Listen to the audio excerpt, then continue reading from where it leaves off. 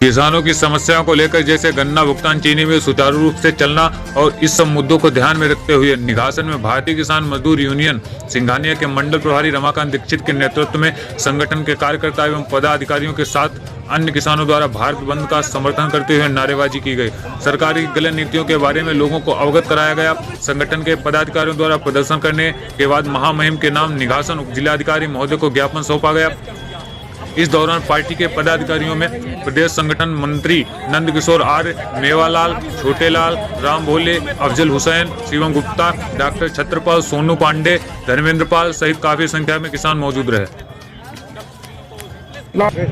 जैसा कि निघासन में किसानों का प्रदर्शन हो रहा है, वो किस उपलक्ष्य में हो रहा है?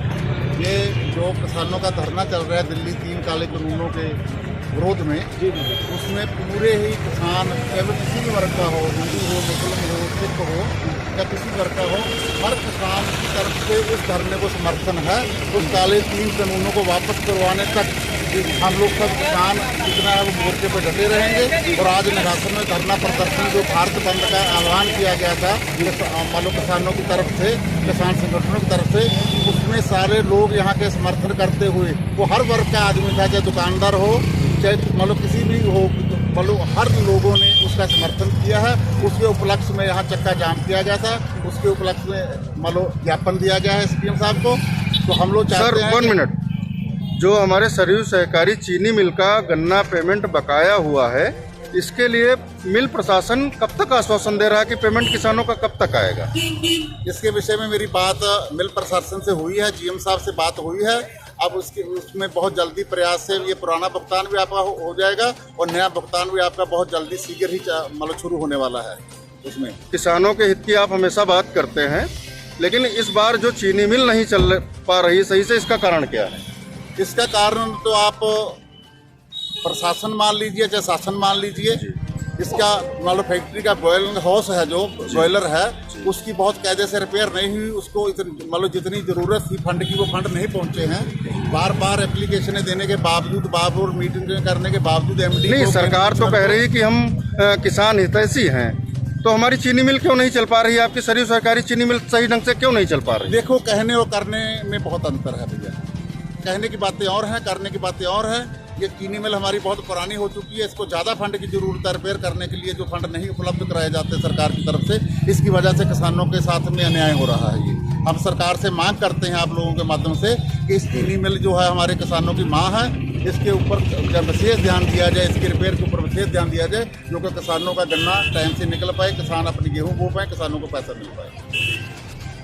और आने वाले समय में भी ये जो किसान आंदोलन चल रहा है, जब तक काले कानून वापस नहीं हो जाएंगे जो 3 किसानों पर थोपे गए हैं, सर, तब तक किसानों सरकार कहती है कि हम किसान हम लोग यहाँ से दिल्ली तक भी जाएंगे, कूच करेंगे।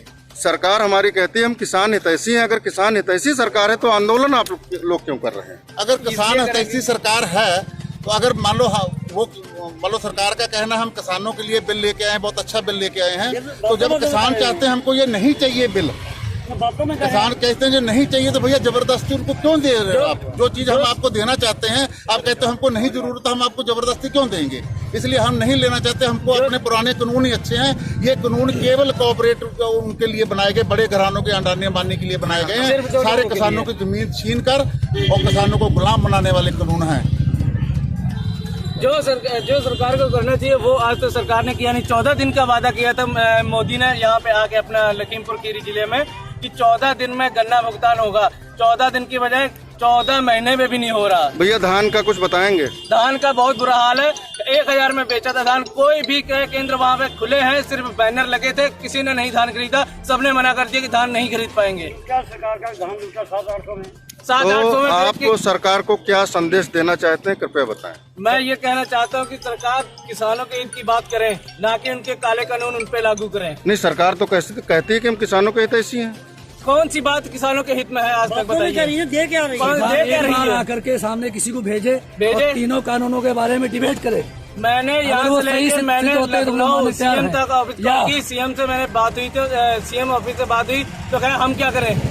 हम कुछ नहीं कर पाएंगे। सीधे बात उन्होंने ये कहा। अगर सरकार जो है वो किसानों की हितैषी है तो किसान 900 रुपए में 800 में धान क्यों बेच रहा है? अभी उसका पेमेंट क्यों नहीं मिल रहा है? आज तक जो है 3 महीने हो गए हम लोगों ने धान बेचा हुआ है और उसका पेमेंट नहीं मिला है। 660 कुंटल धान मैंने खुद ने बेचा है, मेरे को अभी तक पेमेंट नहीं मिला है, 1 पैसा पेमेंट नहीं मिला है। हम लोग 3% ब्याज पे पैसे उठा करके काम चला रहे हैं। कौन सी हितैषी सरकार है? कौन से हित की बात कर रही है सरकार? अभी तक ऐसी सरकार कोई भी नहीं है। हमारा आगे अभी तक ऐसी सरकार कोई भी नहीं है। जितना कि आंदोलन हो रहा है, ऐसा किसी देश में भी नहीं हुआ जितना कि भारत में हो रहा है। क्यों हो रहा है? ये तीनों बिल जो बने हैं ये केवल अंबानी और अडानी को भरने के लिए बने हैं, किसानों के हित में नहीं है। हमारे पास प्रूफ 14 दिन का मोदी ने कहा था, 14 दिन में हमारे पास प्रूफ जब किसान वार्ता हुई हमारे सीएम और हमारे पीएम हाँ जी। कहते हैं मैं किसान का बेटा हूँ। हाँ। तो अगर किसान के बेटे हैं तो